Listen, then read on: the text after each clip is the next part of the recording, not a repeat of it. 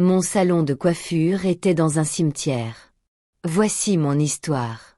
Il y a de nombreuses années, vivait une jeune fille nommée Nneka. Dans le vibrant quartier d'Onitsha au Nigeria, Nneka avait toujours ressenti qu'elle était différente des autres. Tandis que la plupart des filles de son âge s'amusaient avec des jouets colorés ou jouaient à la marelle sur les pavés, elle préférait s'asseoir tranquillement, tissant des motifs délicats dans les cheveux de ses jeunes cousines. Bienvenue sur Monde Caché de l'Afrique et n'hésitez pas de vous abonner et de laisser votre point de vue en commentaire car nous aimons vous lire incroyable abonnés.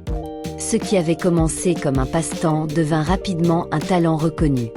Les voisines s'émerveillaient des compétences de Nneka. Ses doigts fins, agiles comme des oiseaux en plein vol, savaient entrelacer, tresser et nouer avec une précision qui dépassait de loin celle des autres. À la fin de ses études secondaires, elle était déjà connue dans le quartier comme la magicienne des cheveux, un titre qui lui plaisait. Pour elle, coiffer était bien plus qu'un simple acte esthétique. C'était un voyage d'évasion, une façon de se connecter avec chaque femme qui s'assoyait sous ses mains.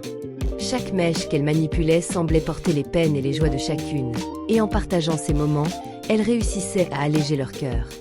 Nneka répétait souvent que ses mains étaient bénies, et riait doucement en affirmant que tout cela n'était qu'une question de talent. Cependant, loin des éclats de rire, ses parents luttaient pour subvenir aux besoins de leurs 5 enfants. Nneka, l'aînée, voyait son père, un ancien chauffeur de bus, et sa mère, marchande de fruits, peiner pour joindre les deux bouts.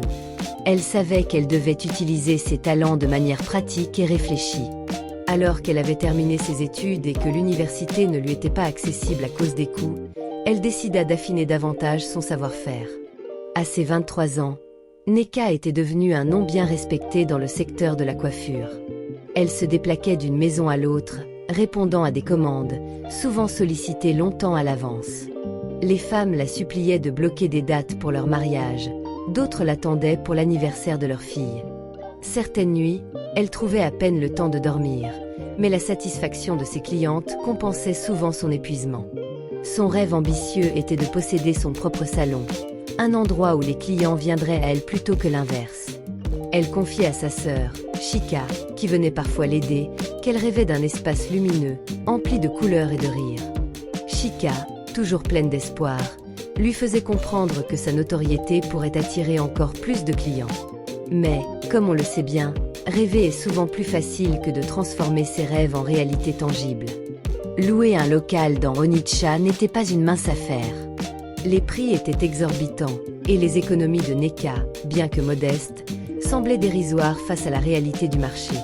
Chaque fois qu'elle coiffait une cliente dans un petit salon, elle se voyait dans un lieu spacieux et éclatant, avec des miroirs étincelants et des sièges élégants, portant son nom, Nneka Saven, inscrit en lettres dorées au-dessus de la porte. Un jour, elle prit la décision de passer à l'action. Elle rassembla toutes ses économies, les glissa dans une enveloppe brune, et se lança à la recherche de l'espace parfait. Chaque heure entre ses rendez-vous, elle arpentait les rues d'Onitsha, interrogeant les agents immobiliers, inspectant des locaux aux panneaux usés. Le premier local qu'elle trouva était bien situé, mais ridiculement petit. Elle s'imagina coincée avec 2 clientes dans un espace où la respiration elle-même semblait un luxe. Le deuxième local, plus spacieux, était caché au fond d'une rue résidentielle, presque invisible pour les passants. Elle fut de plus en plus frustrée.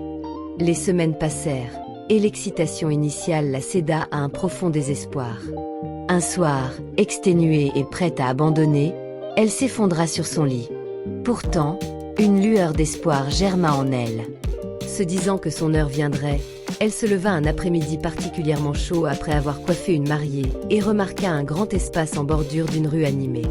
La porte vitrée était poussiéreuse et un panneau à louer semblait abandonné. Curieuse, elle se renseigna auprès d'un commerçant voisin, qui lui expliqua que le lieu était vide depuis longtemps et qu'aucun prétendant n'avait osé en approcher. Peut-être à cause de sa taille. Le cœur de Nneka s'emballa. Trop grand, c'était ce qu'elle cherchait. Elle appela le numéro inscrit, et quelques heures plus tard, le propriétaire, un homme petit mais souriant, se présenta. Il lui assura que l'endroit regorgeait de potentiel. Quand il évoqua le loyer, Nneka resta sans voix, c'était presque suspect, bien en dessous des prix pratiqués ailleurs. Son enthousiasme l'aveugla, et elle accepta sans hésitation.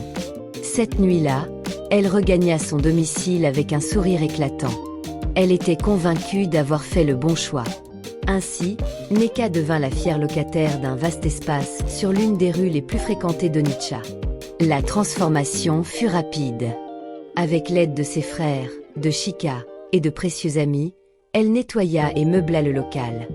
Elle acheta des miroirs, des fauteuils, des sèche-cheveux et de nombreux produits capillaires.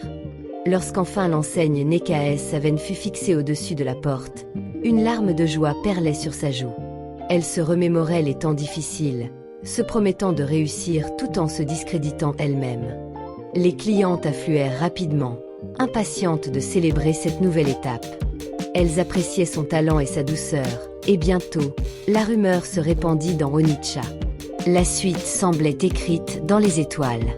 Cependant, alors que les jours passaient et que le salon baignait dans une atmosphère joyeuse, Neka perçut une atmosphère pesante. Des clientes commençaient à s'endormir dans son salon, une faiblesse qu'elle attribua à la fatigue.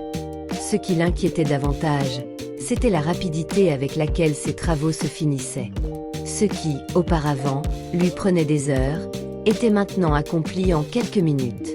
Les coiffures, bien que parfaites, laissaient un goût amer dans sa bouche.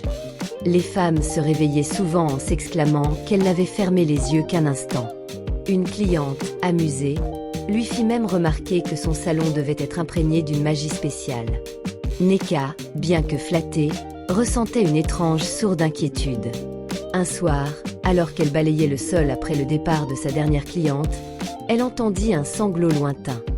D'abord éloigné, puis devenu plus clair, le bruit devint insupportable.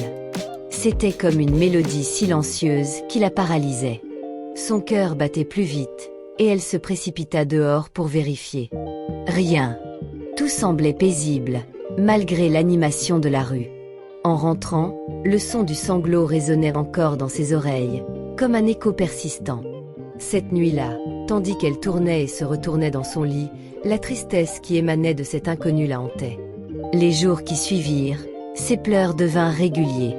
Parfois, elle sentait des yeux invisibles l'observer. Les miroirs, autrefois vivants de lumière, semblaient projeter des ombres. Abonne-toi pour suivre l'intégralité de l'histoire sur Monde caché de l'Afrique.